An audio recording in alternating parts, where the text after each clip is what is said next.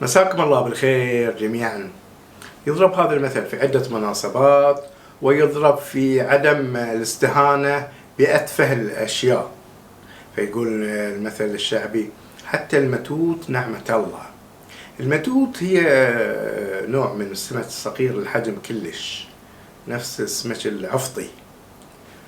زين، فهذه انت يوم من الايام انت تحتقره، بس وقت الحاجة انت تلجأ له. يعني ما في، يعني احيانا في الشتاء او ما في صيد البحر ولا شيء، تحصل هذا النوع من اللي هو المتوت. ويضرب ايضا حق الاحتقار الشخص او تقليل من قيمته وقدره. فيقول حتى المتوت نعمة الله.